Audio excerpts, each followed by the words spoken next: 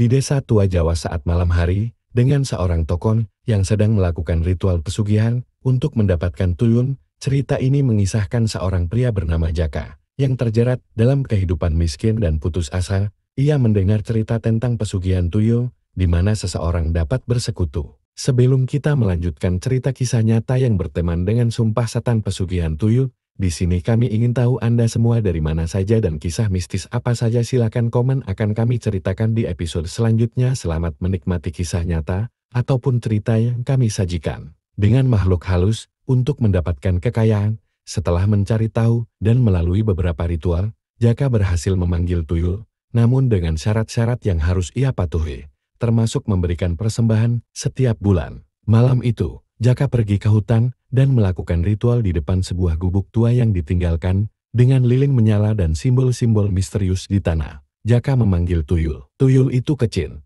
tampak seperti anak-anak, namun dengan ekspresi wajah yang penuh kelicikan dan misterius. Tuyul pun mulai membantu dalam mencari uang dengan cara yang gelap. Namun, setelah beberapa waktu, Jaka merasakan tekanan yang semakin berat dan takut akan balasan dari dunia gaib. Setiap malam ia dihantui oleh rasa takut dan penyesalan, sementara kekayaan yang ia peroleh terasa hampa dan membuat hidupnya semakin tergantung pada perjanjian itu. Setelah beberapa bulan, kekayaan Jaka semakin bertambah. Ia berhasil membeli tanah, memperbaiki rumah, dan hidup dalam kemewahan yang tak pernah ia bayangkan sebelumnya. Tetangga-tetangganya mulai bertanya-tanya dari mana sumber kekayaan itu. Namun Jaka hanya tersenyum misterius setiap kali ditanya. Ia merasa dirinya telah menang dari kemiskinan, namun di balik itu, ia mulai merasakan sesuatu yang aneh. Setiap malam, tuyulnya datang untuk mengambil upahnya, selalu berupa sesaji dan darah ayam hitam yang harus ia sembelih sendiri. Semula, Jaka menjalani ritual ini tanpa banyak pertanyaan, namun semakin hari, dia merasa semakin berat dan jijik melakukannya. Kadang-kadang ia mendengar suara-suara aneh di malam hari, seperti langkah kaki kecil dan tawa halus yang terdengar jauh, namun terasa dekat.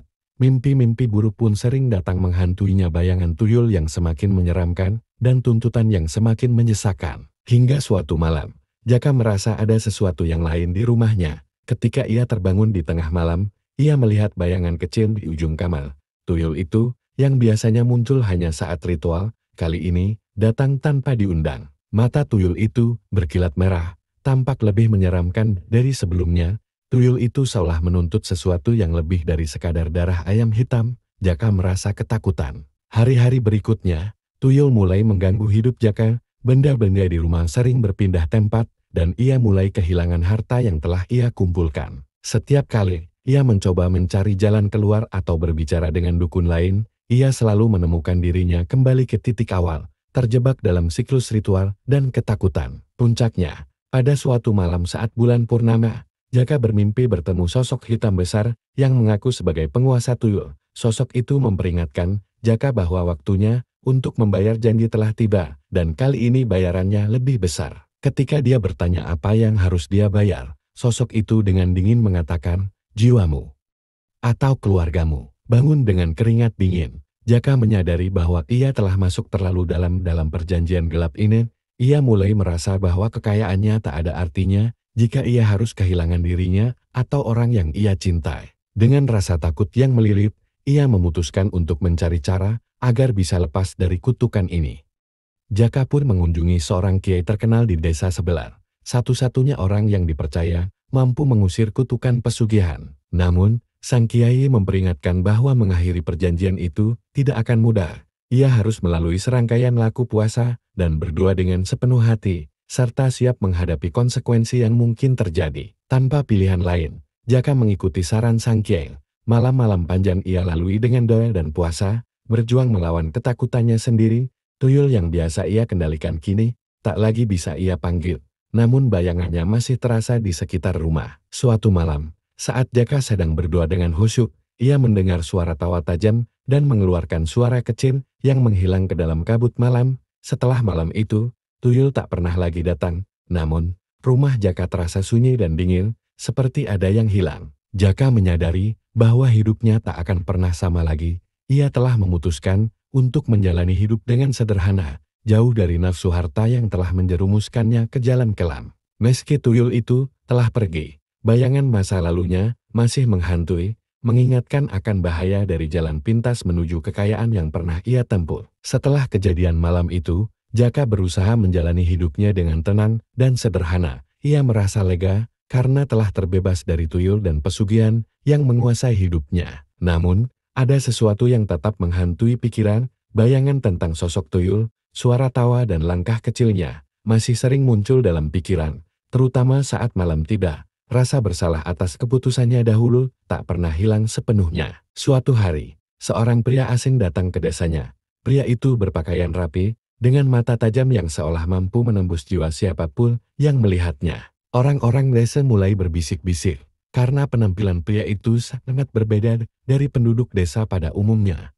Anehnya, pria itu tiba-tiba menunjukkan ketertarikan besar terhadap Jaka dan mulai mencarinya. Ketika Jaka mendengar kabar ini, ia merasa gelisah dan takut, khawatir bahwa pria itu mungkin berhubungan dengan masa lalunya. Jaka menghindar dan berusaha untuk mengambil alih diri, namun pada suatu malam, saat ia sedang berjalan pulang dari ladang, pria itu menghadangnya di tengah jalan yang sepi. "Aku mendengar kau pernah memanggil tuyul dan mendapatkan kekayaan darinya," kata pria itu sambil tersenyum sinis. "Aku datang untuk menyelesaikan urusan yang tertinggal." Jaka merasakan dingin menjalar ke seluruh tubuhnya. Ia berusaha mengelak, tapi pria itu terus mendesaknya, mengaku sebagai seorang yang juga berkecimpung di dunia pesugihan. Ia mengatakan bahwa kontrak antara manusia dan makhluk gaib seperti tuyul tak pernah bisa diputuskan dengan mudah. Selalu ada harga yang harus dibayar, dan pria itu sepertinya datang sebagai utusan dari dunia gaib untuk menagih. "Takdir sudah terikat, dan kau tak bisa lari darinya," lanjut pria itu.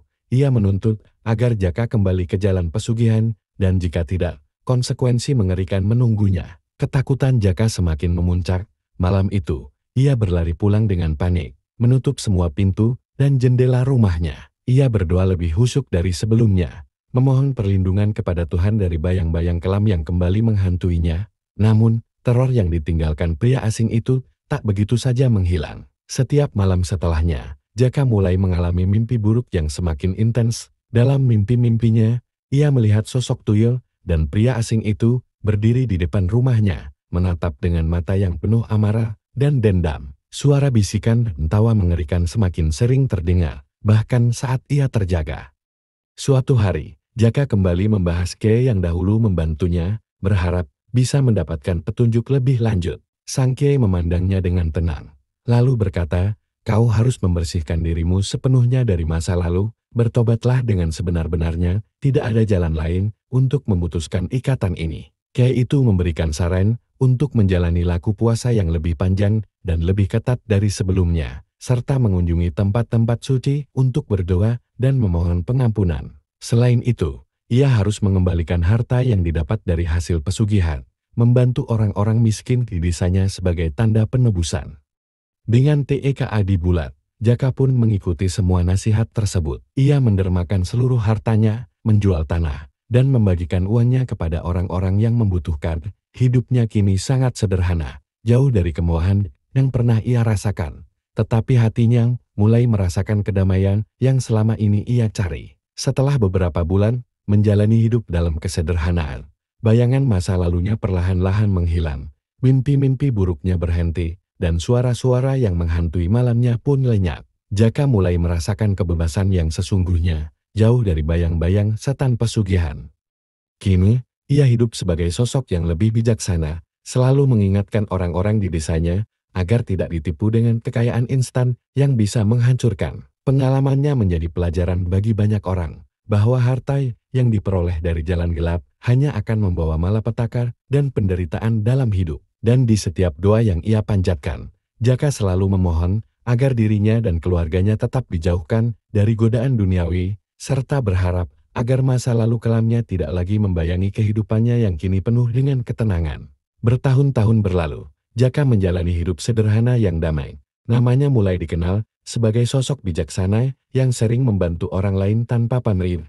Ia mengajarkan anak-anak muda di desa tentang bahaya pesugihan dan pentingnya usaha yang halal. Meski kedamaian telah abadi dalam hidupnya, bayangan dari masa lalu terkadang masih menyelimuti pikiran, terutama saat bulan purnama muncul di langit malam.